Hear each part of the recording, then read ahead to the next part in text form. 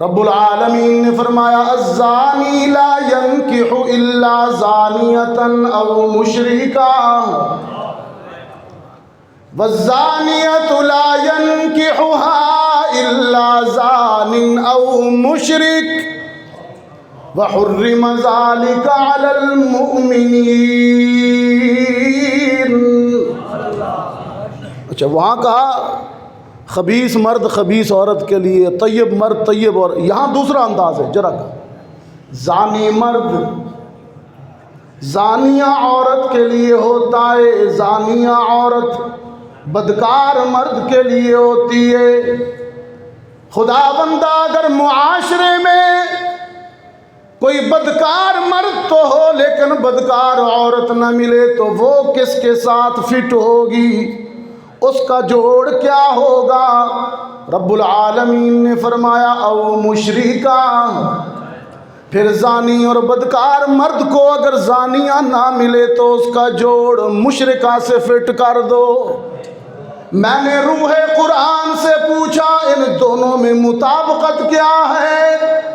کہاں زنا کہاں شرک؟ رب العالمین نے فرمایا مطابقت موجود ہے، دونوں ہر جائیں گے۔ مطابقت موجود ہے، دونوں ہر جائیں گے۔ ایک نے عفت میں وفا نہیں کی، ایک نے عزت میں وفا نہیں کی، اور دوسرے نے عبادت میں وفا نہیں کی۔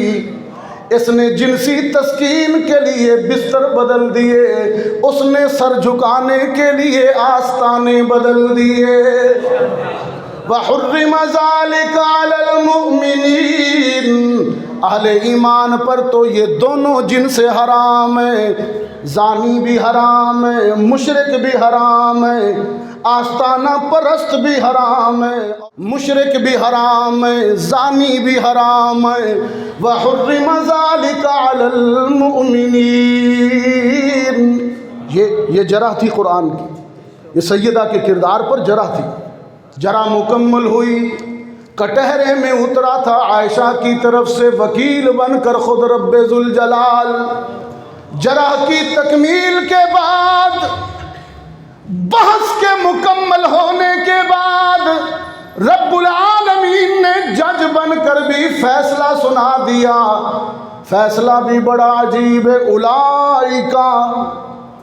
اولئک مبرؤون مما یقولون، میں عرش بری سے اعلان کرتا ہوں، فیصلہ دیتا ہوں، اے محمد تیری عائشہ کا دامن تو جنت کی حوروں سے بھی زیادہ پاک ہے۔